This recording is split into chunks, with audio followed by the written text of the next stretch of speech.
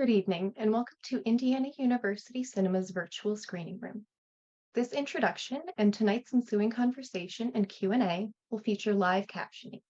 To turn on captions, move your mouse to the toolbar at the bottom of your screen, click on Live Transcript, and click Show Subtitle. If you have any issues, please feel free to reach out by using the Q&A box, which you can reach by clicking on the Q&A button at the bottom of your screen. Before we begin, IU Cinema wishes to acknowledge that Indiana University Bloomington is built and operates on Indigenous homelands and resources. We recognize the Miamiaki, Lenape, Bodewanmeek, and Sawanwa people as past, present, and future caretakers of this land. My name is Ava Clouden, and I'm a house manager at IU Cinema. On behalf of the entire IU Cinema team, we'd like to thank you for joining us for tonight's Establishing Shot Watch Party, moderated by IU Cinema's Communications and Outreach Media Specialist and the Establishing Shot editor, Michaela Owens. Michaela is an IU graduate with a BA in Communications and Culture and an MA in Cinema and Media Studies. She never stops thinking about classic Hollywood and is our resident expert on Katharine Hepburn and Esther Williams, as well as being a truly inspired programmer of films. Tonight, we'll begin with a conversation between our blog contributors and we'll follow with questions from the audience around 8 p.m. As your questions arise, you can submit them at any time by using the Q&A box at the bottom of your screen. Now, please welcome Michaela Owens. Thank you, Ava. So nice. Thank you. The bloggers and I have a really fun lineup of films to get to. Let's meet our participants. Laura Ivins loves stop motion, home movies, and perfect films, nature hikes, and Stephen Crane's poetry. She has a PhD from IU and an MFA from Boston University, and she's also the creator of the blog's terrific video essays. Noni Ford is a graduate of the IU Media School. She's currently pursuing a master's degree at the Luddy School and is an IU Library's Moving Image Archive Fellow. Jack Miller enjoys the films of Howard Hawks, Jacques Tourneur, and John Ford. He graduated from IU with a BA in English and currently resides in Chicago. And lastly, Jesse Pasternack is also, surprise, surprise, a graduate of IU and an aspiring professional writer-director whose film work has appeared at Campus Movie Fest and the Anthology Film Archives in New York City. Hello, everybody. Okay, Hi. If anyone has seen the watch party before, we're doing things a little bit differently. Instead of trailers being played throughout, we play them prior to the start of the event. So we will just be going right into conversation and spending plenty of time getting to the good stuff. So we're going to start with Laura's choice, Party Girl. Laura, why did you pick this film? I really wanted to pick something with Parker Posey, and I was bandying about some options with my friends, and we just kind of decided that Party Girl is like the Parker Posey film of the 90s. It's one of her earlier ones. It's kind of, I think might be the first one that she stars in where she's like the lead. And it really does a good job of encapsulating the kind of persona that she had in 90s indie films in the period. And it's just really fun. It's just a really fun movie. She's kind of a hot mess, but she's a fun hot mess to watch. Yeah, and as a library nerd, I just loved like that libraries feature so prominently in it, even though like at first she can't stand it. I just really enjoyed that her journey was to like really get into the Dewey Decimal System. Yeah. She didn't like how stuffy the library was, but she did like the organization. I mean, she was already organizing her jeans. This just gave her an outlet for her organizational tendencies that she already had. Anybody else want to join in? Laura, I'm very, very glad that you picked this movie because I love Parker Posey. She was in a ton of Christopher Guest movies that I love watching growing up, but I never heard of this film, which also had a recent 4K restoration that's been playing in some cities. It is so, so funny. I love it so much. It's fantastic. Thank you so much for programming it. And one of the things I love about this movie is the ensemble cast is very good. Like I haven't seen them in many other movies, but every like minor character just pops. I was wondering if you have a favorite minor character or supporting character in addition to Parker Posey's iconic performance as Mary. Yeah, I mean, like the kind of like roommate, good friend DJ character, I think is pretty, he's like really charming in this movie. And there's, some drag queens in it that have subsequently become really famous. But yeah, some of the actors they were not professional actors before the film. So you have like a real mix of like people who really were in like the New York queer club scene at the time. Like a lot of people on the crew were as well. They were just kind of like plugged into that scene. So yeah, so it feels very fresh because a lot of these people, this might be the first film that they were in. It's really weird seeing Guillermo Diaz in this movie because I only know him really from like Scandal. Really? Oh my Which gosh. is So very, very, very different. yeah, I know So- him from Half Baked. Oh, okay. And then like Liev Schreiber, so this is me dating myself. Liev Schreiber, I know from Scream. So yeah, scary character in a lot of his films. But yeah, Diaz is he's just really charming as like the kind of clueless DJ. Yeah. Yeah, I think that here in Chicago, they recently played that new restoration of this movie that Jesse mentioned. And before the screening, there was like a DJ set, which I feel like is just such a fun like touch for this kind of movie. Like what a good event, you know? Yeah. And the character of the promoter who's like in recovery and has like that one artist that no one's allowed to play, and she's completely militant about it. Yeah. Yeah, I was gonna say I love just like kind of like I guess adding on to Jesse's too, but like I love how each person is so much an individual and it's not like, oh, this is just a bit thing that they're just filling in for. They're gonna come in really quick and then leave. Like just in the atmosphere, there's so many characters you can see, and it's just like feels very organic and like I don't know, like I love like the fact that even at like the club scene, it feels like, oh yeah, of course there's like people doing like full dances and like they don't even care what else is going on, like they're in their own like, thing, and like I think that just looks so like I don't know, like valid to me. And even like the fact too that like for most of the time when like we see her out and about, like she's not really dancing, she's just going through like all these different groups, and like I don't know, like that also seemed very like realistic and stuff. Is like, oh yeah, the person's like light the party isn't dancing, like they're just like constantly all over the place because it's like they want to talk to everybody. And like I don't know, I think that the way they like shot that was so well done, and I really like enjoyed that aspect of the movie for sure. Yeah, she's like a prop for the voguing, but she's not actually the one doing the voguing. Because clearly like like the other characters are much better at it. Yeah. I love that about her. She's just like, all right, I'm not the best at voguing in this situation, so I'm just gonna let this other person twirl me around and dance around me and enjoy every minute of it. Mm-hmm. I also was gonna say the costumes in this film are so fun. I was like, what's she gonna wear for this scene? What's she gonna wear for this outfit? I know. Like all of the colored tights that like didn't match with the shoes, but then did match with one of the items, like a blazer or like a scarf or something like that. And then like, I don't know, like just like seeing the different days, everything that she wore, I thought that was like so fun to see because it kind of was like, and even when she like decided to be like go more of like a library route, she was like all black. Like, I love that she like had an outfit for everything. I just thought it was like really charming, and I love the way they portrayed that. Yeah, and when you like read like interviews with like the director, kind of looking back at the making of the film, like the costuming was something that was really central. Like they wanted it to kind of be almost like a character itself. Like they really needed to just capture like the quirkiness of people that lived, in that area of New York during that period of time. And yeah, so it's really the scene where she has to sell a bunch of her clothes that was so sad.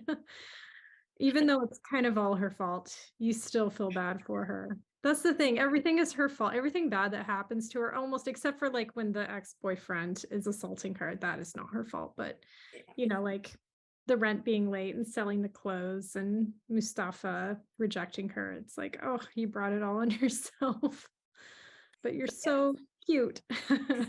Yeah, selling the clothes is definitely like, that's her rock bottom. Like, Mhm. it has to be just tearing her heart out.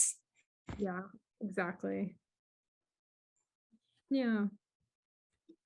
Do you see this as kind of being part of like another, like a larger wave of like 90s movies? Or like, do you want to elaborate on that at all? Oh, sure. I mean, well, it definitely fits really well into like the mid 90s in terms of like, we are, going to a location where we have a lot of connection. First time director. She's subsequently directed a ton of television, but this was her first movie. The kind of quintessential like working with non-actors, low budget. I think the budget was like $150,000. And yeah, so I mean, like in terms of like its mode of production and kind of like the way it kind of draws on a scene to like provide performances, I think is a very 90s move. You see a lot of 90s indie directors doing that. But then it's still kind of like in a trajectory of like other kinds of things. Like I see this character as being like a version of like the Holly Golightly character. You kind of have like that hot mess trope, which is not necessarily an indie trope. You see it a lot in indie movies, but it's not exclusively an indie trope. She kind of has like that vibe where she's a hot mess, but she's really charming, and she still, has this nice romance where she's not being good, but still it kind of works out in the end somehow. And yeah, so in a lot of ways, it's very much part of like the 90s indie feeling of like what those movies were kind of like. Yeah, that'd be a really interesting double feature, Breakfast at Tiffany's and Party Girl. Mhm. I didn't even Maybe think about that, but yeah, for sure. Okay. Yeah, Breakfast at Tiffany's a little hard to watch nowadays, and some parts you almost feel like you want to like cut little bits out of it. Yeah. There's a good film in there, but there's some pieces that aren't fun to watch. Yeah. Yeah. Unfortunately.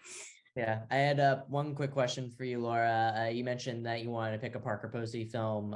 In terms of her other 90s films, do you have others that are your favorites, or are there any other films in which she's the lead or a prominent supporting part that you enjoy?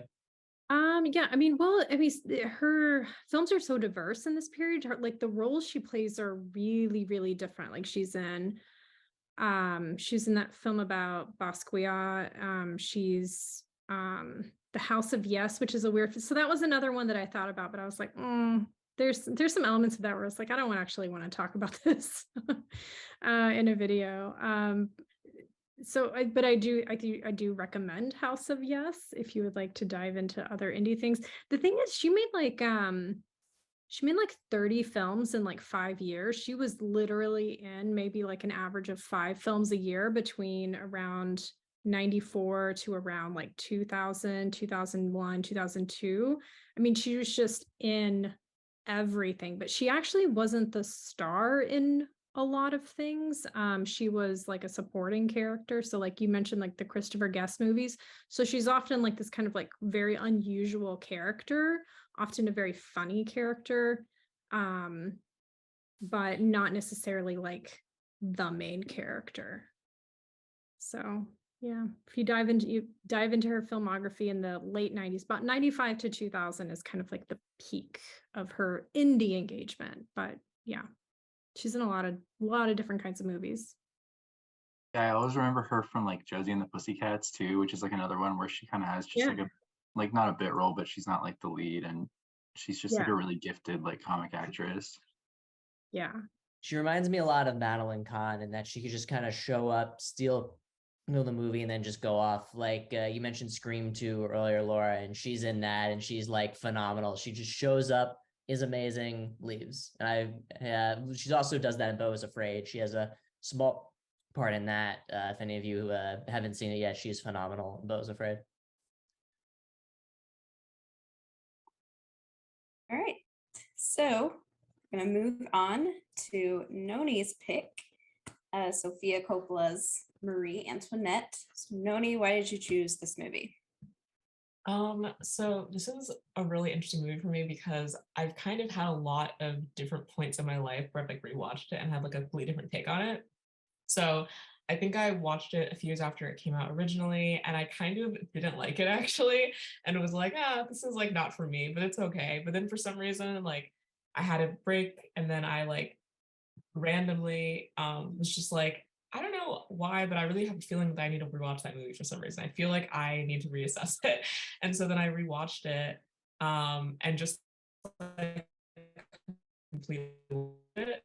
It was like I was totally wrong, but like it was kind of a really great feeling though to be like, oh wow, this is something I totally like overlooked. And I thought the film was just so interesting. And I think originally, I wonder too, was partially because I think when I first watched it, I was into very different music, and so music didn't really grab me. But I think I got way more into rock and roll and like a lot of the bands in that. And then when I rewatched it and I like knew all the like it was like a different feeling to it. And I also think I was very confused when I watched it because I was like, I thought this was a historic drama. So like it was like a confusing time. But no, I just think this film is like, yeah, I know people are very divisive on it. So people like really dislike it for kind of all of its inaccuracies, which you know is valid. But like I also feel like at the same time, I don't think that Sofia Coppola was ever like, I want to make a completely accurate, you know, like a documentary almost about Marie Antoinette. Like I think she was always like, oh, this is gonna be like about more like a feeling, which I think is like something that she's very like well versed in her filmography. I think I've seen a lot of,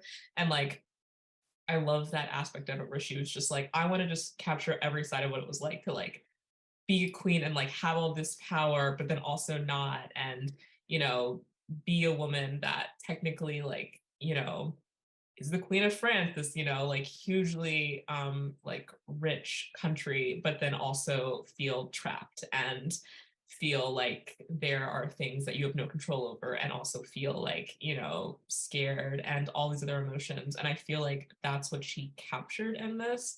And I think that she did it very well. And I also just think the casting in this film is excellent.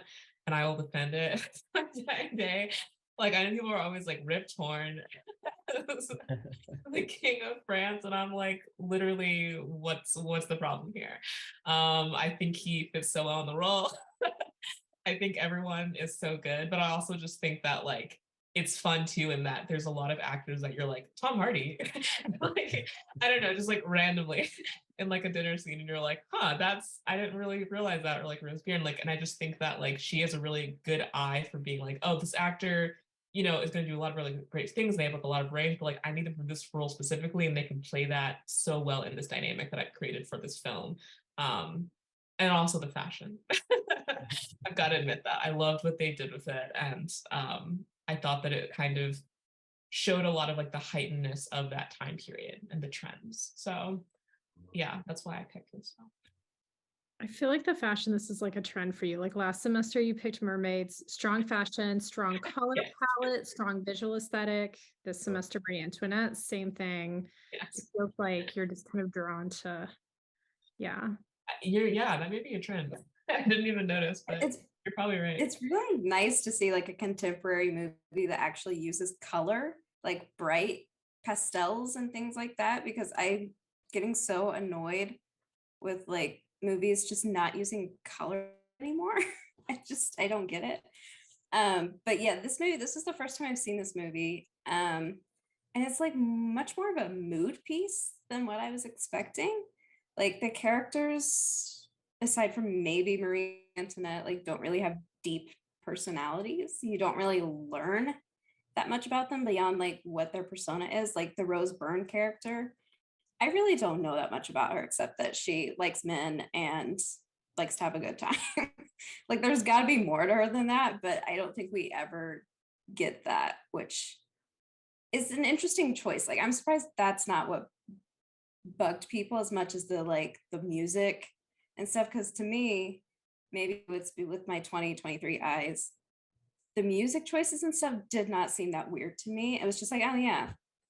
I think maybe because since this movie has come out, other people have done similar things, so it's not as like much of a whiplash. But it was just like, what was the big deal in 2006?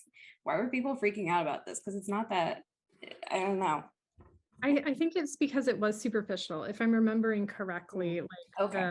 I was in grad school when this came out, and I remember there were a lot of reviews on how it's like all style, no substance, which is interesting because it's kind of the point. Like I had a friend that said that it was all frosting and no cake. And I always really liked that description of the film. It's a little bit of a critique, but it's also like you're like, yeah, but the superficiality of France, like France, the France that's being depicted, like aristocratic France, kind of is all frosting and no cake. That's kind of the point. So it's, I don't know. That's like my personal interpretation. Yeah, like I don't think it's a problem necessarily. It's just like not what I was expecting, which it's just, yeah, it's not really a bug, but yeah. I think people also didn't like that they did shoot in the real Versailles for a lot of it.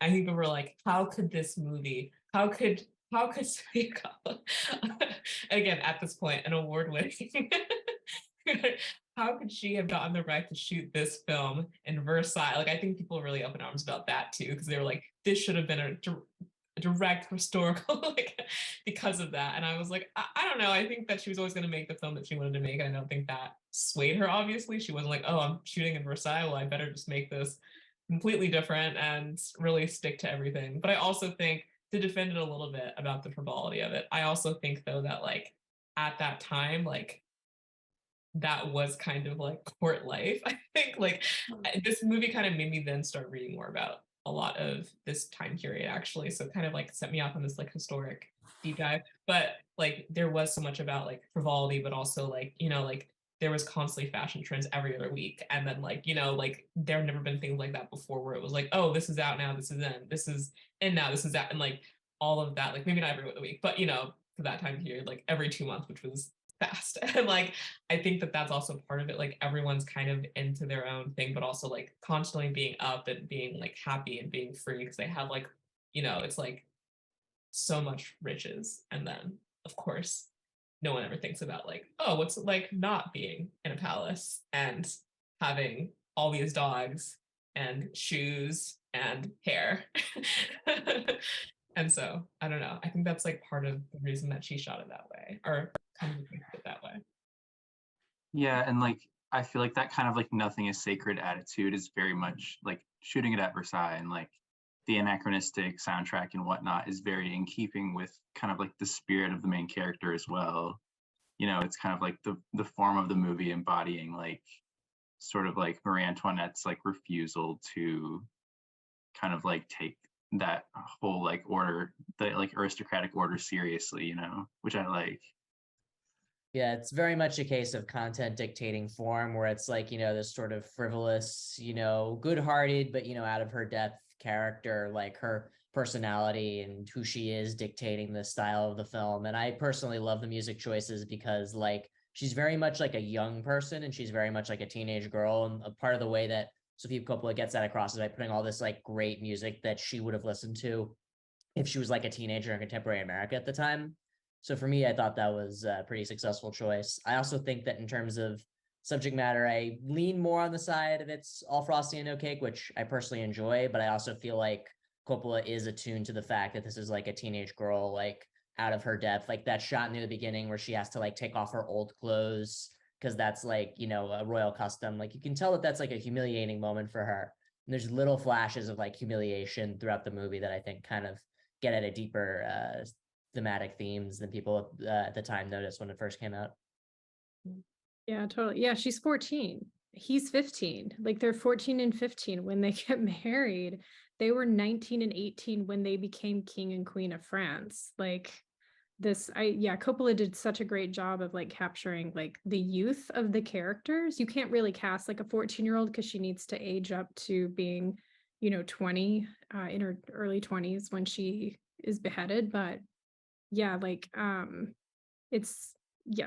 so glad you brought that up, Jesse, because that's one of the things that I think was really well captured in the film is just how young they are.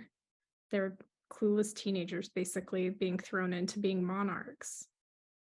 And their relationship becomes like weirdly sweet.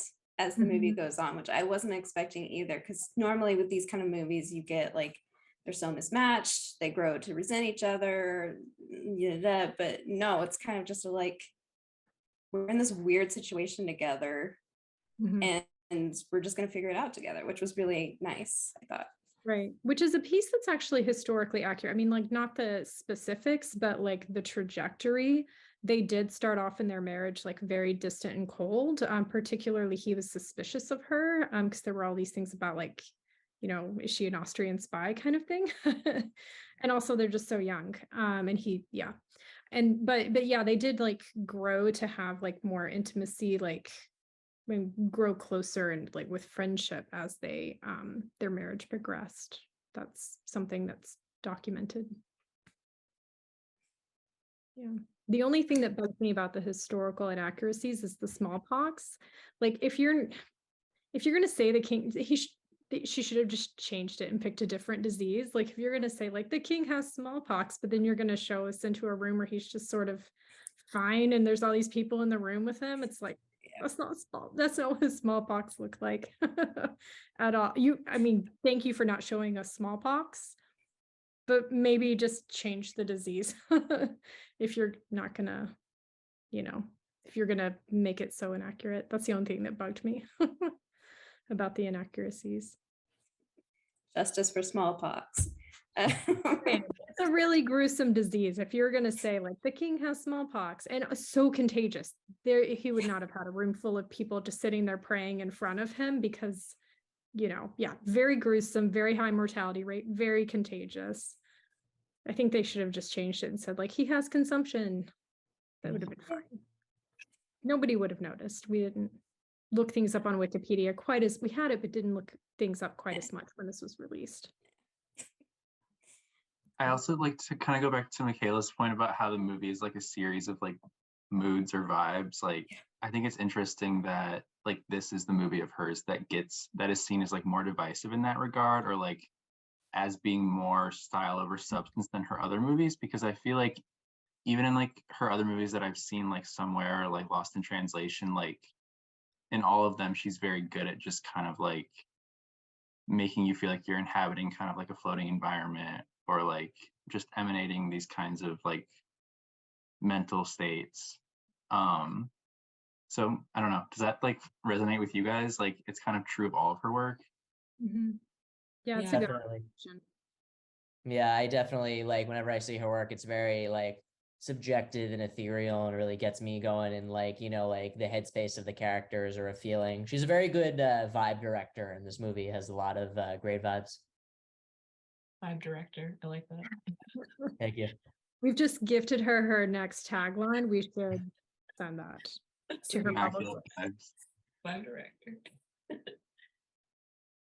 Okay, so on that note, we're going to move on to Jack's choice, The Ballad of Cable Hogue. So why did you want to recommend this one?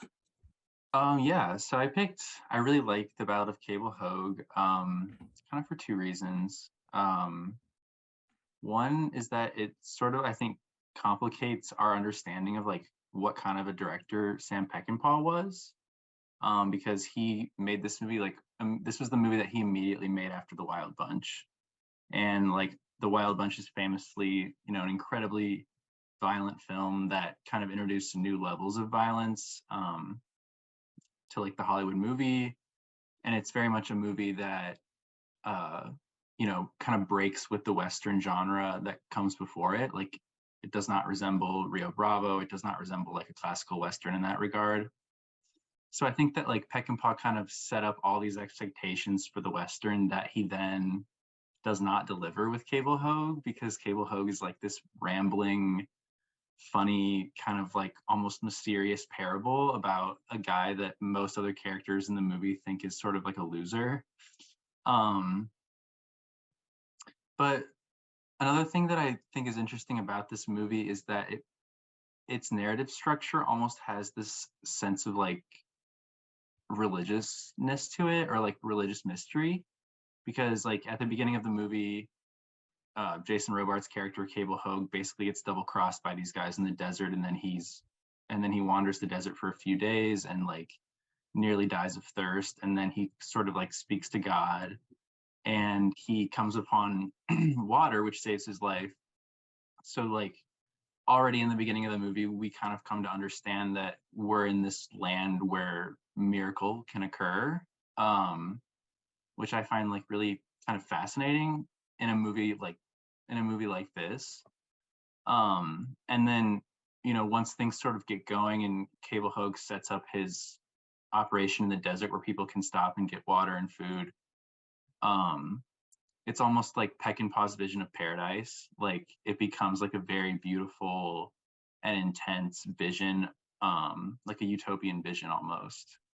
But I think something that makes that beautiful is that it's a very fleeting vision of paradise because it doesn't last. And Hogue's relationship with Stella Stevens' character similarly doesn't work out. I mean, this is a movie where, without spoiling details, characters don't get what they want, and it's ultimately just as melancholy as Peckinpah's more violent classic films, but in a different way. And I think the key to that is really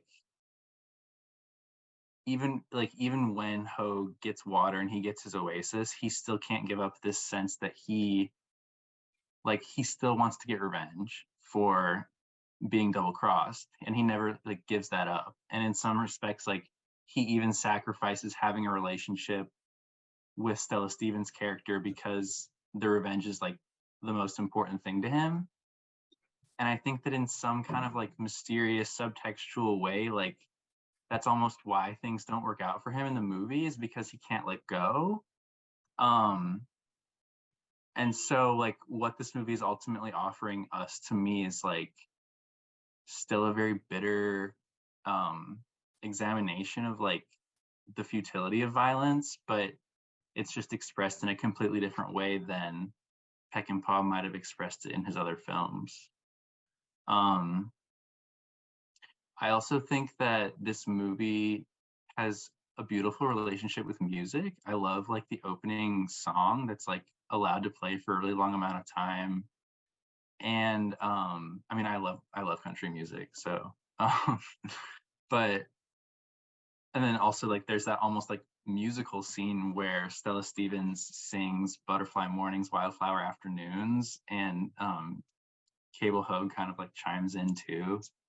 So yeah, I don't know, I think the way that this movie is just able to conjure this strange sense of romanticism through music and just the way Peckinpah films this world is really beautiful to me, but it's made more beautiful and more romantic by the fact that it's fleeting, that it's a temporary oasis. So yeah, I think this movie's really underrated. It never gets talked about. It was a pretty big failure when it came out, among critics and audiences, who I just think were kind of baffled because it didn't meet their expectations of what Peckinpah was going to deliver. But I think it's definitely worth seeing. It's a very interesting and kind of offbeat movie. Yeah, I hadn't heard of this movie before, which is kind of a shame, but it was nice to see Stella Stevens, since she passed away not too long ago. And I really just know her, I think, from Nutty Professor and The Courtship of Eddie's Father. And she's fantastic in both movies. And I really love her. So it was nice to see her in something pretty different from those. Yeah, to me, she's really the heart of this movie. I mean, I think that she is gives the finest performance of the movie, and I mean, it's really just as much about her as it is Jason Robards' character.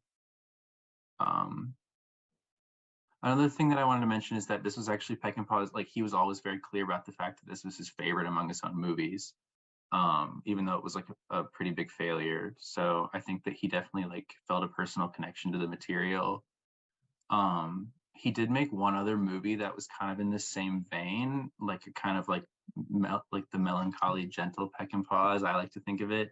And that was a movie that he did 2 years later called Junior Bonner with Steve McQueen, which is about like a failing alcoholic rodeo star. But I think he kind of felt like he couldn't really continue on that path because he wasn't really succeeding with it.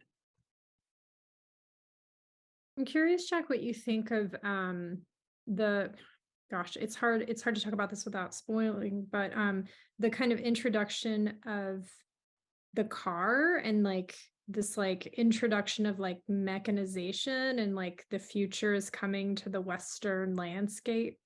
Like I guess I'm curious why you think Peckinpah included that in the story and like what role it plays in kind of the larger themes of the narrative. Yeah, so I think that a lot of Westerns, especially these like late Westerns, kind of take place at that twilight moment, as modernity and capital are kind of encroaching on this landscape. And I think that really works here in terms of what I was talking about earlier thematically, where I kind of see it as being a part of like the twilight of a kind of like natural world that Cable Hogue and Hildy are able to like inhabit, but only fleetingly. And I think that, you know, there's emphasis on like the beginning of business and the beginning of like staking a claim, you know, on the land. So I kind of see the details of like the automobile being kind of part and parcel with that. But yeah, it is interesting that like the car gets such a big moment there at the very end of the movie. I know you kind of talked a little bit about how you kind of felt it was like mostly about revenge or revenge is a major theme within the film, and like kind of like as that like kind of like his morality is like tied to that in some ways, where it's like, no, like until I can't die until I get this like and achieve, you know, somehow getting these people back. But like I actually kind of saw it more about like his relationship to water because it ties into everything. Like, and yeah, if I give anything away, like, I mean, well, the very first scene, of course, like they steal the water. And then of course, near the end, like water goes in the car. Like, I don't know, it's like this weird like everything comes from water and stuff like that, or like there's always like something tied into that specifically with him and like how he like both sees value and stuff like that, but also like when he feels the most like far away from the life he wants to live or the life he wants to achieve kind of. And I don't know, I think that that was really interesting, especially because, you know, this whole thing is, you know, set in a desert. So I was like, huh, like everyone else seems to care about water because of course they need water and they, you know, but like even when he's like goes to the first investor and they're like, get out of here, and they don't believe him and he like they're very rude to him and he like gets a pitcher of water and pours it on me. Like, I don't know, like even his weapon of choice in some ways is water. And like it's just like very interesting to me where I was kind of like seeing it more as just like this idea that like this is something that this man is like deeply connected to, that like no one really maybe understands how connected. And I almost felt like when he kind of gives up a future potentially when he'll leave, it kind of felt more like, yes, there was a revenge thing in there, but I think more of it was like, this is my water, like this is the thing that I've been searching for, and this is the thing that I, you know, was given when I had nothing. And like, I don't know, like it seemed like that was more of like a tie-in for me. But I think it's really interesting, like revenge as well, I guess. But for me, it was like and that was like, I was like, okay, so this and water and this and water. Like I was always connecting it throughout the film, and I thought it was very interesting. Yeah, I think that like the movie kind of weaves that water as sort of like kind of in with like its interest in like time and like I don't know, the entire movie just has a very strange like relationship with time, because like Hildy, like, you know, Hildy leaves and then comes back, but then like right as, you know, at the moment where like they think that they're finally going to be able to have their life together. And I think there's even a line in the movie where like one of them says like, we've got nothing but time. And then it's like, you know, those kinds of things get like stilted in kind of like strange ways. But I also think that like, even though I love this movie personally, I would never call it like a perfect movie. I think that this movie has like some kind of strange decisions at times. Like the weird like moments where it gets like sped up is like really goofy. But it almost kind of makes me like it more. It's just like a very like shaggy human movie, and I I love all the characters. I know exactly how you feel, Jack, because there's a 70s Western that I love that kind of does similar things in terms of subverting and offering a revisionist take on the Western, The Life and Times of Judge Roy Bean. And there's so much great, weird stuff in there. Like there's a character that's a bear that's like becomes Paul Newman's best friend. So I totally get what you mean in terms of like loving it even more because of all the weird stuff and maybe even because of some flaws. One thing I love about this movie is Jason Robards' performance in it. I just think he's fantastic. Could you talk a little bit about his performance and his collaboration with Peckinpah, whether they got along or not, stuff like that? Um, I honestly don't know. Like he never, as far as I know, he never expressed any like misgivings about Peckinpah. But I agree, he gives like an amazing performance here. Um, yeah, I mean, I generally think the movie has amazing performances, and I think that Peckinpah's actually like a really good director of actors, which is not really like what he's, people don't like talk about Peckinpah in the same way that they talk about like Billy Wilder or like Ernst Lubitsch. Like nobody's really talking about him as a director of actors, but I think that Cable Hogue is like a good testament to the fact that like Jason Robards is amazing, Stella Stevens is amazing, and like this movie is, because it's like such a human movie, and it's so much about it's about its characters really. So like it's a movie like that is really carried along by its really great performances, I think. But I've never seen Judge Roy Bean, but I'll have to add that to the list. It's really good. I think you'd like it a lot. Cool. Okay, so I'm going to move on to our next film, which is Jesse's insane selection, Iga. So, Jesse, how did you first learn about this movie? So I first learned about this movie after I saw a screening of RRR at the Chinese Theater. It was last September. I barely knew anything about it other than that it was an Indian movie and it had a lot of buzz and it sounded really cool. So I go there. It was a sold out audience of 900 people in IMAX, and people were laughing and clapping and cheering and booing at the British and cheering whenever the heroes would do anything. And by the end of the night, I was like, okay, this guy, S.S. Rajamouli, the writer director, is one of my favorite directors now.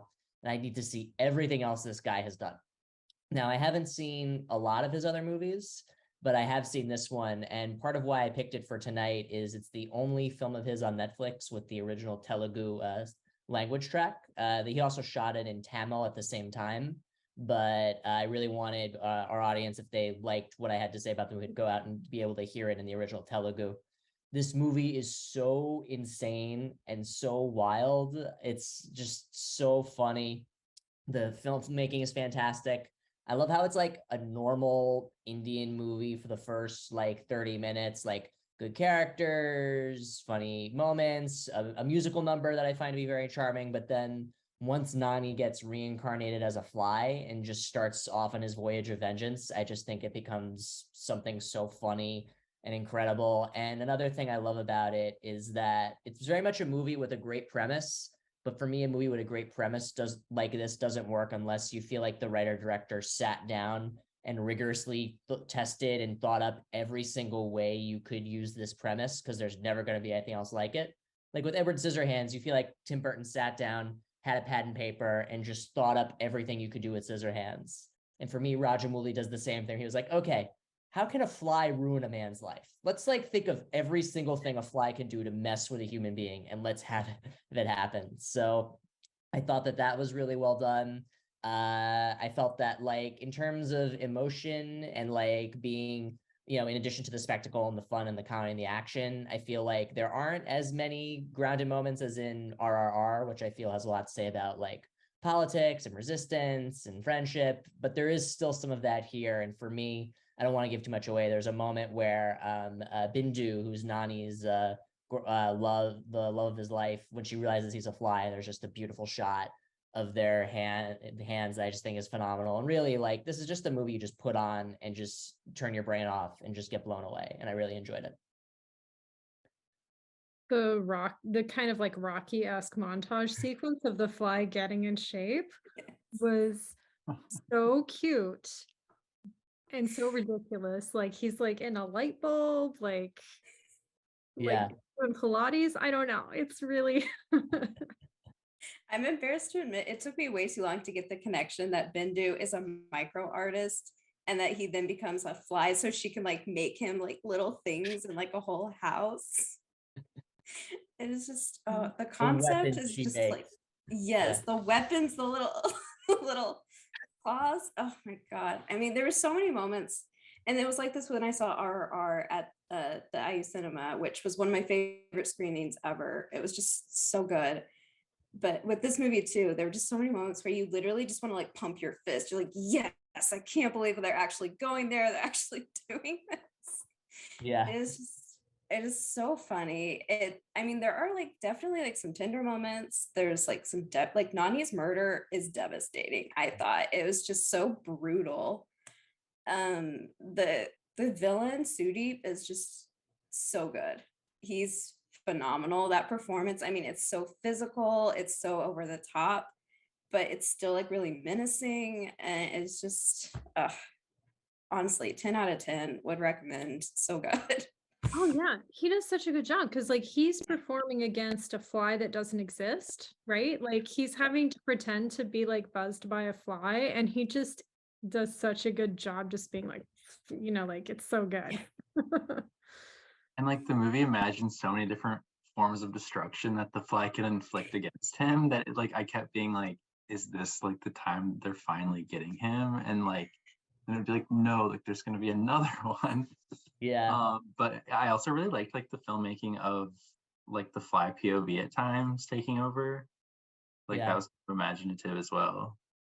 Yeah, and one thing I love about the fly animation is houseflies in real life, most of their body is made up of an eye, which can be kind of hard to depict emotion. So what they did is they took the actor who plays Nani, whose name is also, or at least his stage name is Nani, and or screen name is Nani, and they put like like a CGI thing on him, or they put some type of helmet on him, and he acted out a lot of scenes where like he's seeing Bindu, he's seeing Sudeep, he's like pumping his fist. So a lot of the emotions you can see on the fly's head come from those sessions.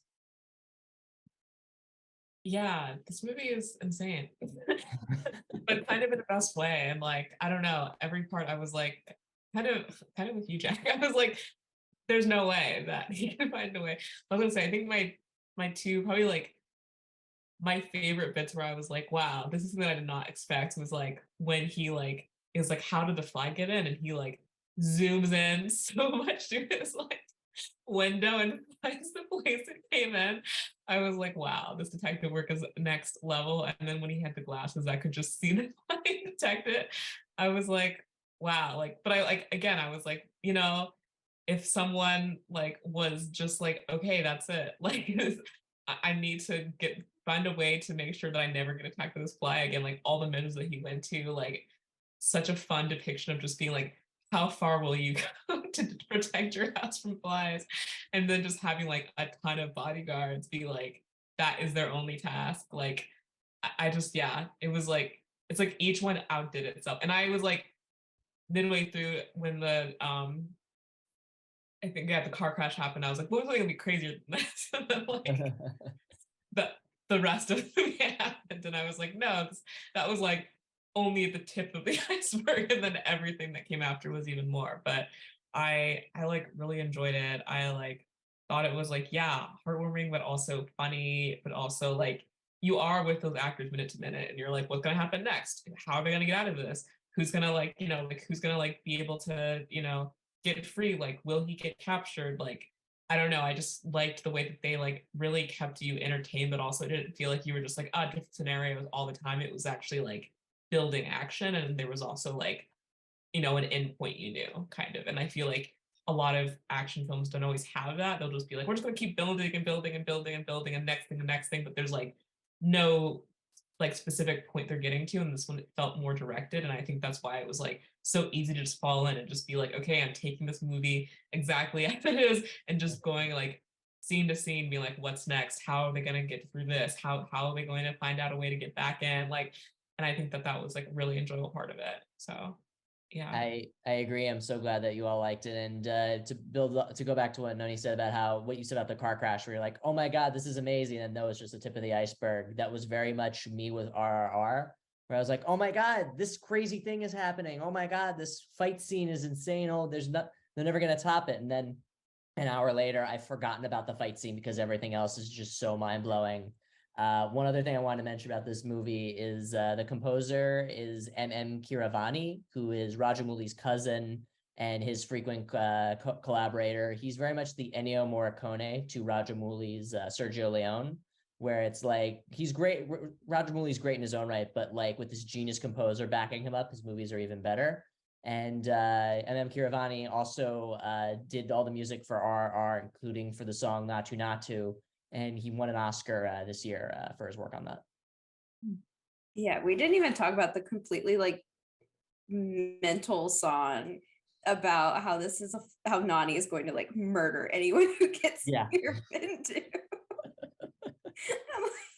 It's just, like if people didn't know like Rajamouli or anything and you described this movie, you would sound like you were on something, because it is just like it's so good. Just and even though it is like a long movie, I will say, if anyone's interested in seeing it but gets a little scared by the runtime, I ended up having to watch it in chunks, like over like 3 days, and it was still fantastic, and I had no problem like remembering or anything. So totally doable. Definitely. I also feel like when I was watching it, I was like wondering if like he was gonna get reversed back to like be a human again and like reunite, you know? Yeah. But I feel like that I'm glad that it didn't do that, because I feel like that was like American movies conditioning me, because I feel like in like a lot of American movies like from the 90s and stuff, where some kind of like shape shifting happens to a character, like it gets reversed and then like everything is like restored. But I kind of liked that the movie like stays on its line of like reincarnation ideas.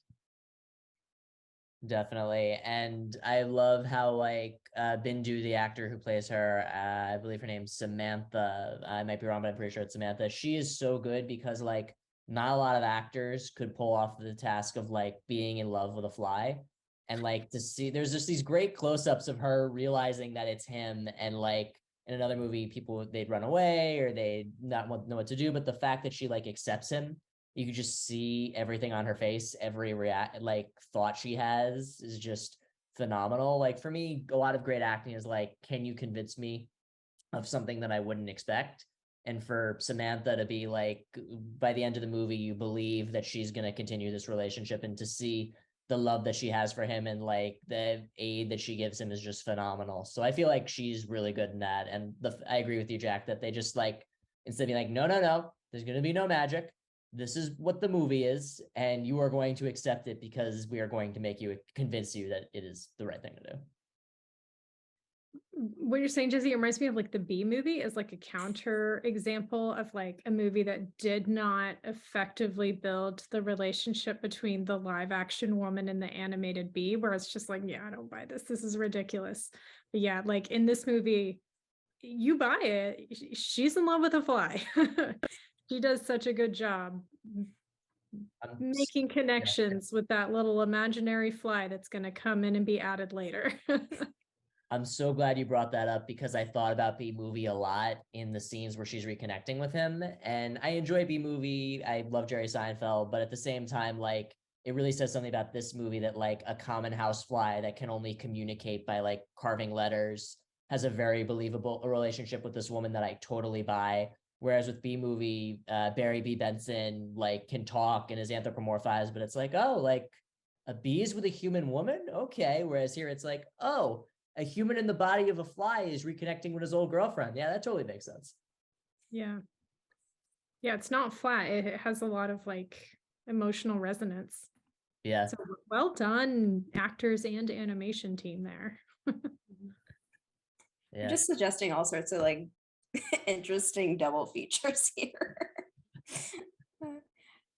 Okay, so let's move on to our last film of the evening, which is my pick, The Court Jester. Thank you, Jesse. You're welcome. So when I was I was trying to decide, what movie to pick. I definitely wanted something fun and what I feel is like underrated because that's my jam every time. And so The Court Jester was just like immediately like, yes, that fits the bill. And then I also just really love the idea of paying tribute to Angela Lansbury, who of course we lost last year, and Glynis Johns, who is still with us and is going to turn 100 this year. So excited. Yeah, she's amazing. So yeah, just Lansbury and Johns, in this movie are just so fantastic. And I love their characters. I mean, they aren't quite like passive bystanders like you usually will see in this kind of movie, because it's definitely like it's a gentle like satire of swashbucklers. So they're not really damsels in distress. They have their own motivations, their own stories. There's still romance connected to them because it's classic Hollywood, and that's just going to be what it's going to do. But yeah, but Lansbury is she's like deliciously dark as this really like kind of bloodthirsty, spoiled princess, which is just, you think of Jessica Fletcher and then you think of Princess Gwendolyn. It's very different. And then you just can't help but fall in love with Glynis Johns. I mean, she gets stuff done. She doesn't, she's not afraid of anything. She's super clever. She's respected by her fellow outlaws, who call her captain, which I love that so much. And then you have the guy who this whole thing is centered around, which is Danny Kaye. And this movie was specifically made to highlight everything he could do, and it absolutely delivers on that.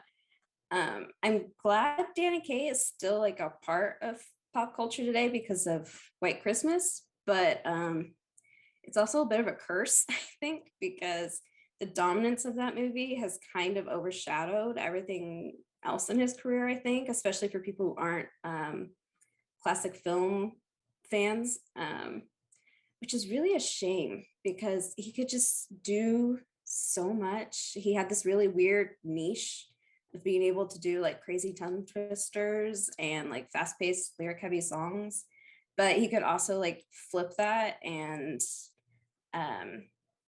sing this tender lullaby to like a baby and be romantic, do sword fighting with Basil Rathbone, who was like a master of sword fighting at this point since he had done so many like swashbucklers. So yeah, there's a lot I could go on about. I mean, there's the costumes and there's the photography. God, I mean, and just Basil Rathbone, I love him so much in this movie. But I'll stop myself there. What did you guys think of The Court Jester?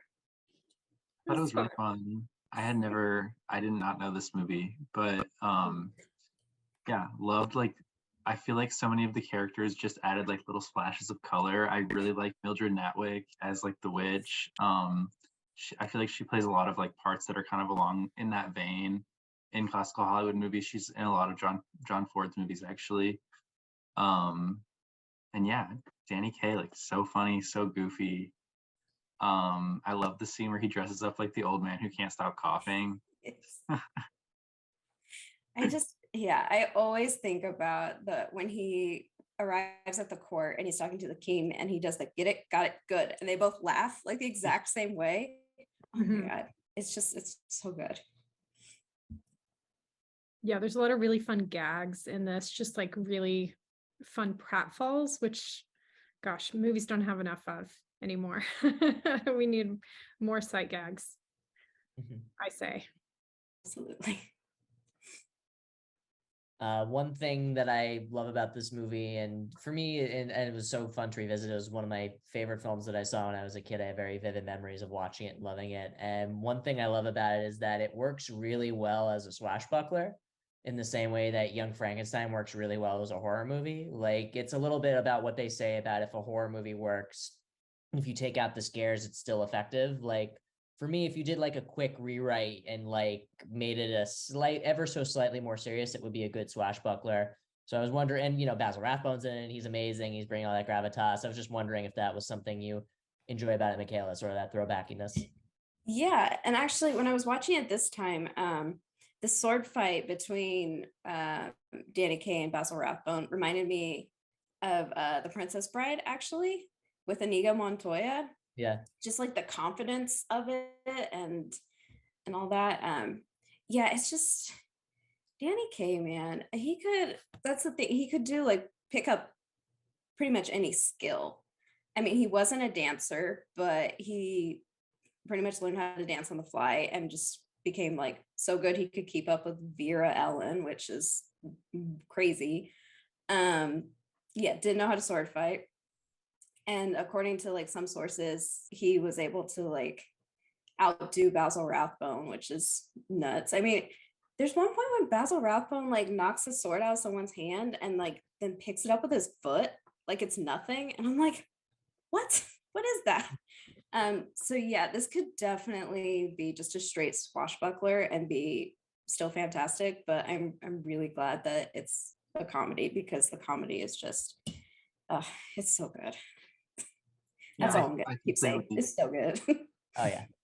I completely agree that the movie like kind of has it both ways successfully, like parodying itself, but also being genuinely exciting. And I think that's why it kind of reminded me of like Minnelli's The Pirate, which I know you love, Michaela, as well. But which is like similarly like kind of a swashbuckler, and it's like more of a musical than this movie is, but also kind of like still works as that as well as like a swashbuckling romance. So yeah, that would be like a good film series. Yeah, Yeah. more good double features, right? Yes. I also like the idea of a double feature with this and Young Frankenstein, so throwing that out there. That'd be awesome. One That'd be other really good. double feature I wanted to throw, though this might go better with The Pirate, is that if anyone hasn't seen The Crimson Pirate, that's very much like The Court Jester in terms of like it's telling a swashbuckling story, but there's a ton of comedy and the gags are great and it's really funny. Burt Lancaster's in it, and it's just in terms of like comedy, like swashbuckling adjacent comedies, that's another one that's really good. Mhm. Yeah. I really enjoy like the trajectory of the plot in this. Like it's a really like kind of smooth classical Hollywood plot where it's like the twists and the turns are really satisfying. It has like a really satisfying trajectory. It gives you some misdirection, but not too much where you're always like, I just feel like it's just, yeah, it really has some things that are kind of like fun and unexpected, but not too far out. So it's just, yeah, I think it's just a really good like twisty classic comedic plot.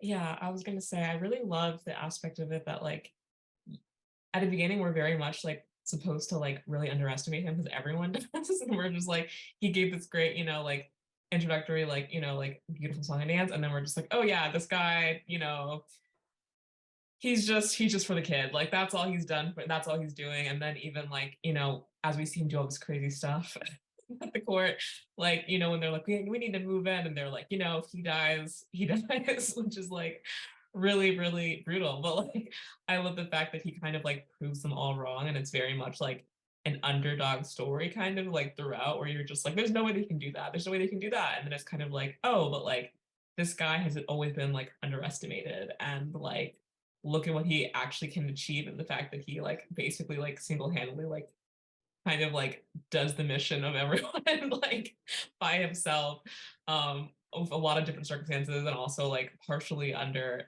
a trance state. And like I don't know, like I think that's like the most fun about it. And I kind of also think now I'm thinking more about like the way that all these tie together, and I feel like all of your movies are like kind of like an underdog like winning in a way a little bit. And like I don't know, like that character I just really like because it was like definitely the more classical take on it, but like also I think that it worked so effectively because like near the end we really were like, okay, maybe he escapes, they come to the rescue, but it really was like, oh no, like no one has to rescue him, like he's not just out there waiting for someone to save him. Like he actually like had all these skills, and he is able to kind of call on his friends and affect change. And like that was really nice to see. Yeah, there's kind of a Bob Hope quality to him. Like if you know Bob Hope's persona, it was very much like the coward who somehow manages to like win the day. But I think with Danny Kaye, it's a little different because there's like a softness to him, there's a kindness to him, and Bob Hope there's a bit of like a meanness to his characters. He's very much like out for himself, which can be fun sometimes and sometimes is a little harsh. But with Danny Kaye, it's very much like he's trying to do this for the good of the kingdom. It's not all just about like what he wants. So yeah, that's nice. Yeah, I also like that like the Glynis Johns character liked him like I thought that it was gonna be like one of those things where he kind of had to like win her over for the whole movie, but then she was just kind of like, no, like you're pretty hot. Like, I mean, if you are laying in a hay bale with Danny Kaye, like right. crooning in your ear, I mean, come on.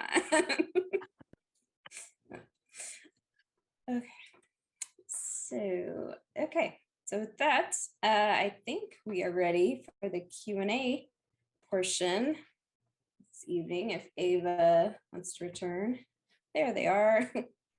Hi, gang. So specifically about Marie Antoinette, Alicia asks, do any of you have thoughts on the negative reaction to Marie Antoinette being in part due to the fact that it was the second film Dunst and Coppola made together about teenage girl ennui, particularly given that the first, The Virgin Suicides, was critically acclaimed as being both aesthetic and substantive, so kind of bummer frosting on a bummer cake?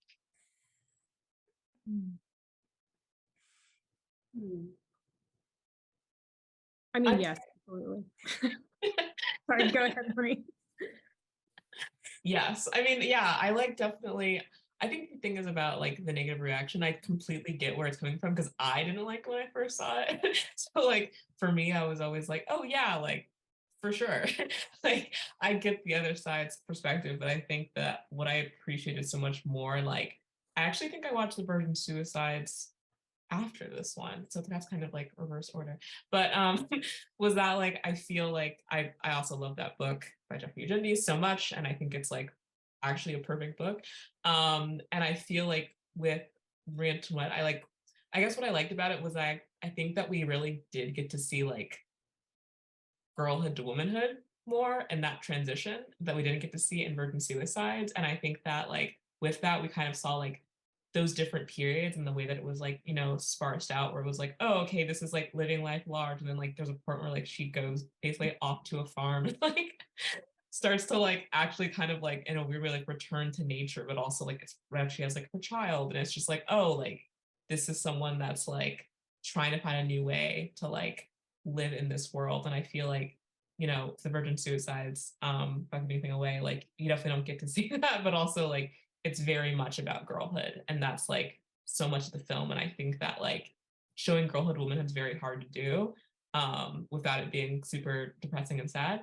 And I like the fact that she kind of just showed it as being like, instead of her being like, I have to change myself completely to be like a woman, to be a mom, to be all these other things, it was more of just like, maybe I'm returning something else that I like, once knew that I like forgot about, but also I'm returning something that I like enjoy more, which is like being amongst these people that I love, but also like having this like more natural existence. And like I really enjoyed that portion of the film. So yeah.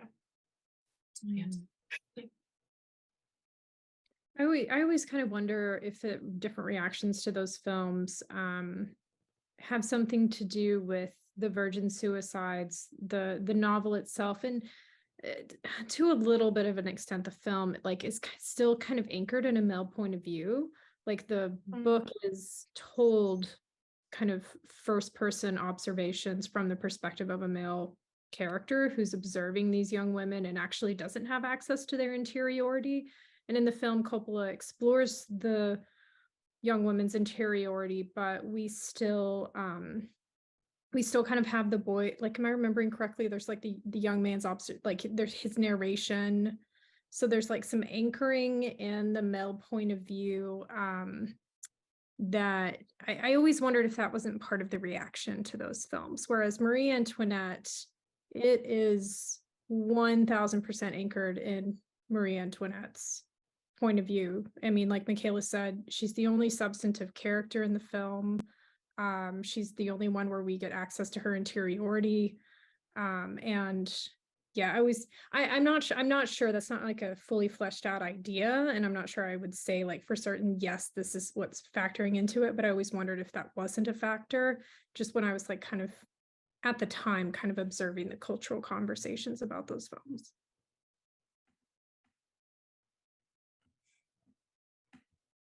Cool. I So haven't seen the movie, also, so can't comment. It's been a long time since I've seen the Virgin Suicide, so I Yeah. should probably just. I've never seen it, but one thing to say that I think is kind of interesting to build off of what Laura said is that Sofia Coppola's previous film, which did very well, was Lost in Translation. And even though we have a lot of access to the main female lead's interiority, there's also a male character played by Bill Murray who we have access to his interiority too, and he's very much the protagonist. So potentially that might have something to do with why that film was so successful and why Marie Antoinette took a while to get understood. Yeah. And Marie is she's so frivolous. She's so frivolous. Whereas, you know, in the Virgin Suicides, yeah, I'm Lost in Translation, there was something, I don't know, I don't want to say something kind of culturally weighty in both in what those characters were like how they were dealing with what they were dealing with, but like there's cultural weight and kind of like the kind of class and feminine like restrictions that Marie Antoinette is dealing with, but her character herself is so young and so like yeah, just by circumstance such a frivolous character for so much of the film. She has a trajectory, but it's I feel like there's a little bit of where there's some audiences that can't forgive that about her, whereas with the young women in Virgin Suicides and then Lost in Translation, it's kind of a different it's sort of different portraits of how they're interacting with the world. interesting. So someone else asks, continuing a conversation about Marie Antoinette, if you could choose a different historical figure for Sofia Coppola to make an anachronistic film about, which historical figure would it be? Or are there other directors you would want to see make similar films about historical figures? What is your dream movie?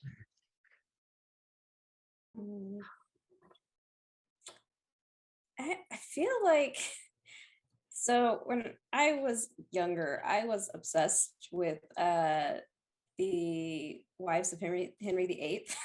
I don't know why. It was just a thing. So I feel like any one of those would just be really, I mean, Anne of Cleves, underrated, underdog, there you go.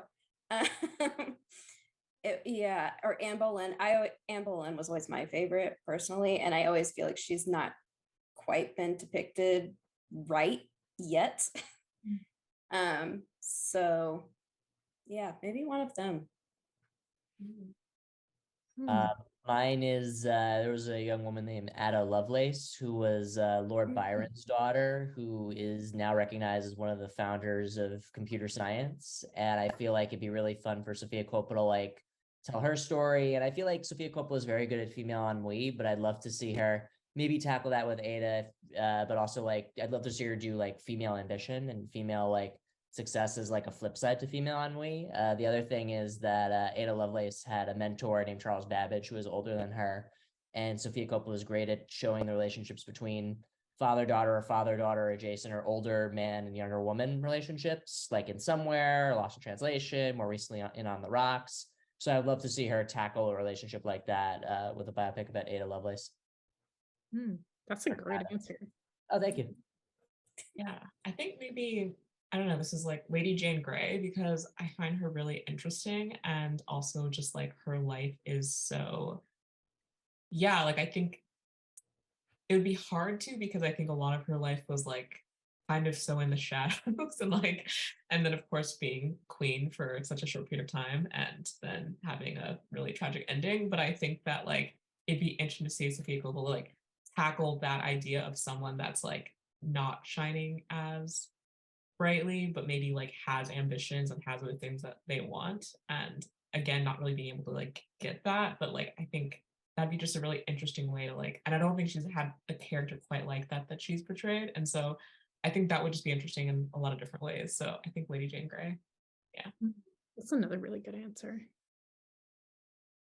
I wouldn't mind watching something about like Orson Welles' later years, because like to me he's just like such a fascinating figure in terms of like all of the issues that he had like financing his projects in later years. And I know that like Richard Linklater did a movie about like him during his theater days, but I would love to see something like that.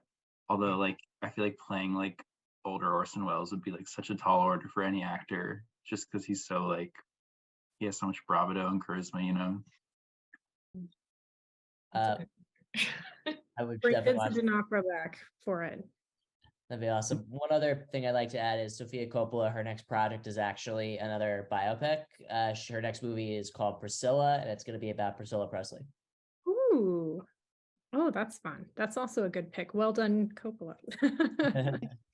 I know I already answered, but I just thought of a better answer too, actually. I'm gonna just pop in there. I think, and I've always like when I was a teenager, I was obsessed with Edie Sedgwick and The Factory. And I think that seeing Sofia Coppola like take on that character and all the different sides of her, and like I read her biography, which was like about different depictions of her and people, and like that was such an interesting biography too. I like reread it constantly. Like between the ages of like 13 and 17. And I think that like that is something really interesting for her to tackle, because like Edie Sedgwick was such a like interesting character, but also like was in every single scene in New York City at some point, and like within that like was kind of the star of each one, which is like very hard to do in that time period. And then also just had a very interesting relationship with like Andy Warhol and Bob Dylan. And I think that'd be fun to see on the screen. So I would say Edie Sedgwick. Yeah. Oh, that's a great one. Yeah, because she's so like she's kind of like famous just for being like charming and interesting. Yeah. Like she's kind of like an influencer. Yeah. Literally, Literally, it's really just about her personality, but she's like so compelling. yeah, or just like spending 3 hours. I remember like one time seeing like a thing where she was like every single morning she would get up and spend 3 hours just on her makeup, then go out. I was like, yes. I love that. Yeah, the Warhol film In or Outer Space, where it's basically just him filming her talking for like, I don't even know how long. The film is so long, and it's just her talking, and that's it.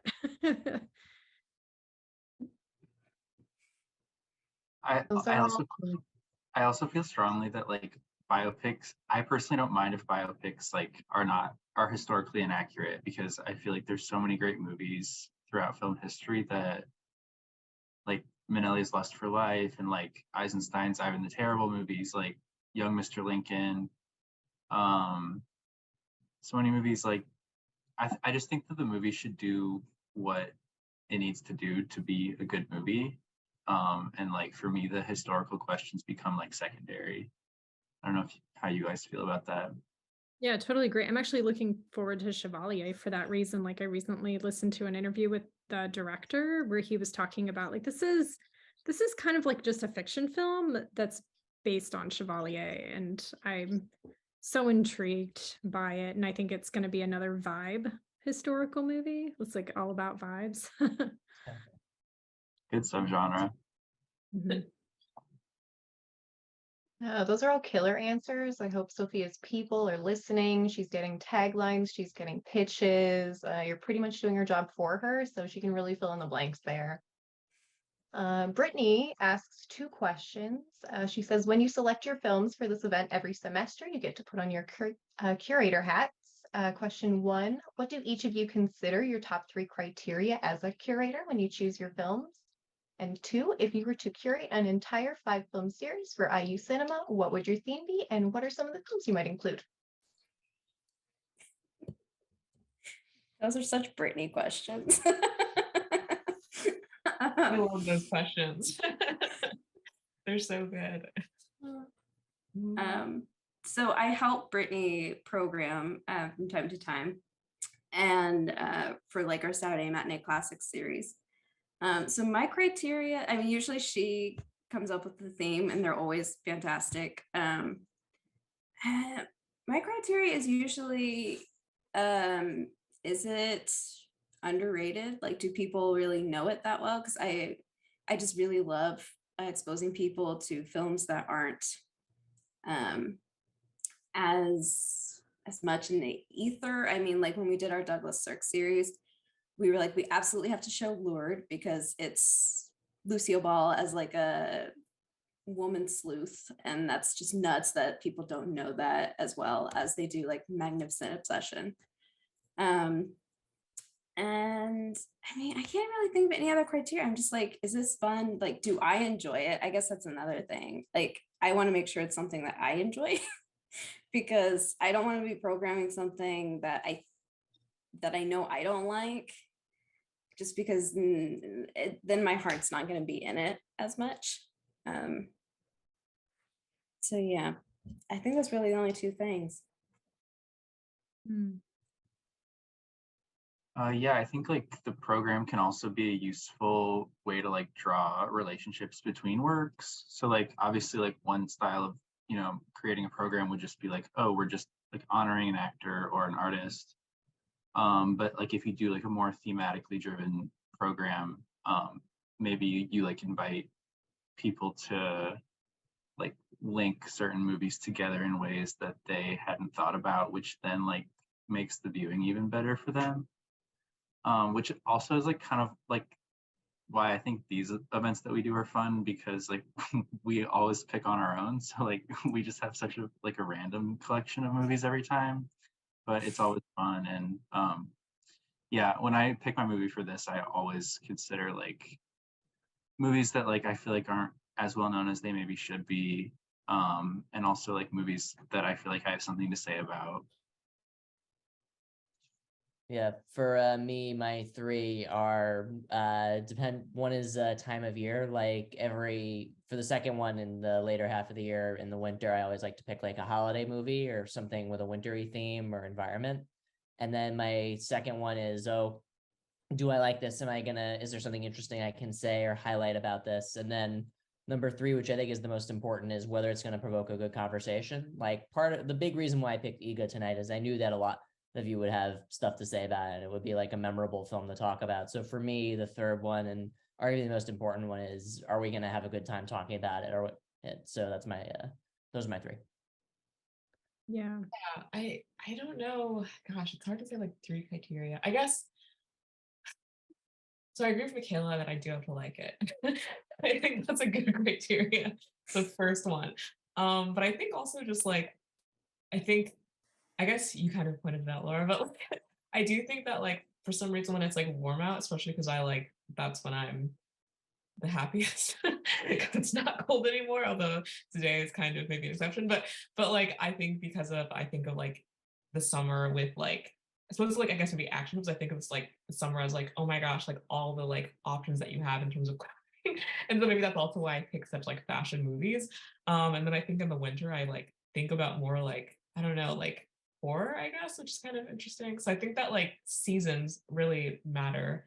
And then I also think just like sometimes it's like something as simple as being like, oh, there's like this interesting scene in this that I think I can tell was inspired by something else. Like I like seeing things like that where I can just like kind of see a thread of something that may not be super concrete, but I can be like, oh, this feels like it relates to other things. And there's like a bigger, like this has had an impact in a way that I can see across other films. So I think that would be it. And then a 5-film series. I've actually been thinking about this since you guys answered first. And I'm like, I couldn't come up with 5. I came up with 3.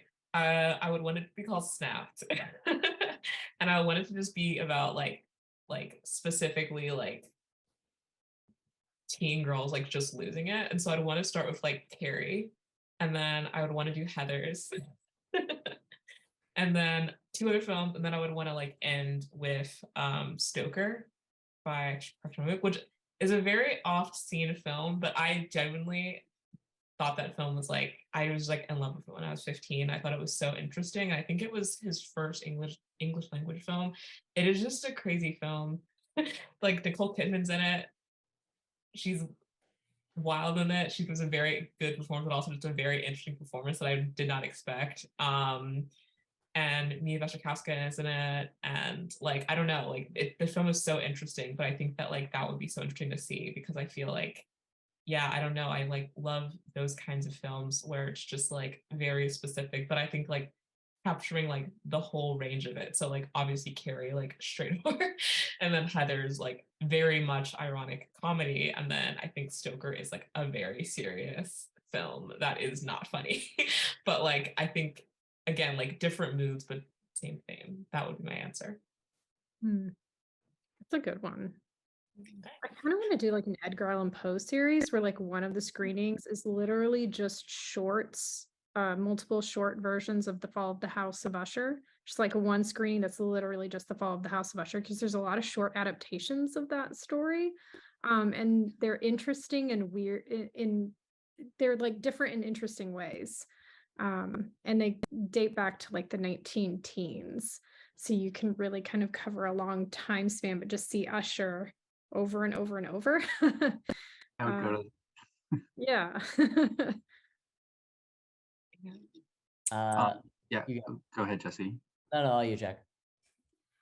Oh, I just realized I didn't answer the program part, but I actually just proposed a program this week to doc films here in Chicago, and it gets voted on tomorrow, so wish me luck. But the program was films that are seen through the eyes of children. So like films where literally like the imagery kind of like acquires an imaginative or mythic dimension because it is like seen through like the gaze of childhood. And some of the movies that I proposed to include in that were Fanny and Alexander, the Bergman film, Moonfleet by Fritz Lang, which is a really like kind of a swashbuckler, but kind of like a morbid children's film as well, and like a really interesting movie. Spirit of the Beehive is would be another one.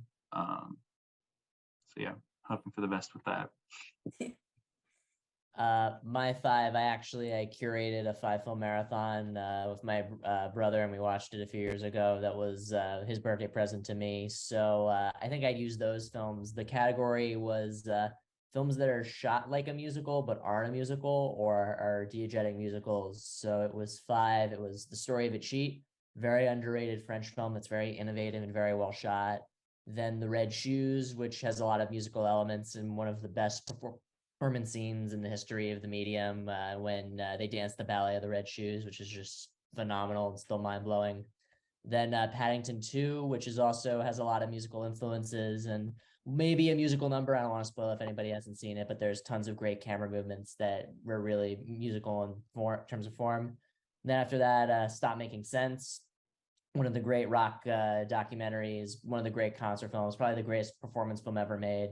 And then to wrap it all up as Sing Street, which is a very charming coming of age film, tons of great performance scenes and just a lot of great rock and pop music. Yeah, I mean, there's just like so many different options you could go with for. I mean, there's one that I've thought about for a long time. It's just like cozy caper movies. So like the Pink Panther is very like fun and chill and just like 60s atmosphere is very nice. Like How to Steal a Million. The Hot Rock, which I absolutely love. It's a Robert Redford, George Segal movie that you should absolutely check out. It's so good. Yeah, just movies kind of like in that vein. And then of course, I always want to do like a Cary Grant retrospective because obsessed and he deserves it. So, and that would just be really fun to show his range across 5 films. That would be so good. Fall is Cary Grant, spring is Paul Newman. It's just like a hunk fest for the academic year. Or you could do a series on hunk, you could call it Hunk Fest. And it's like people like Paul Newman and Robert Redford and Cary Grant and absolutely celebration of the himbo. Yeah. Michaela, I feel like Asia would have to program that one. Michaela, if you did do the Cary Grant series, which Hitchcock Grant would you go with? Notorious. 100%, because Same. it's his darkest, it's his maybe one of his most dramatic. I mean, not maybe, it's definitely one of his most dramatic. Yeah, he is. I mean, To Catch a Thief is the movie that made me fall in love with him. It was my first Cary Grant movie, and that was just like, holy cow. But yeah, if I could only pick one Hitchcock, it'd have to be Notorious. It's so steamy without anything, you know, just gosh, Hitchcock was a master at like, I'm gonna make this steamy without it really Yes. giving you any, it's not really giving you anything, but it's giving you something. It's giving you everything. Everything. The like pan of it, like this, just like the camera just moving around them, and they're not even really kissing. They're just kind of like, it's almost like cheek smooching, but Yes. somehow it really works. So good. Yeah, you're like, why is this camera movement like erotic? They're both so beautiful. Like you don't even know which one of them to look at. You're like, he's so pretty, she's so pretty. Like they're both so pretty. Everything's Yeah. pretty. Yeah. Cool beans. So to wrap it up, one final question for the group. Greta Gerwig's Barbie movie is coming out this summer. I don't know if any of you saw, but there was a meme going around. You can generate your own Barbie meme. This Barbie is blank. What Barbies are you?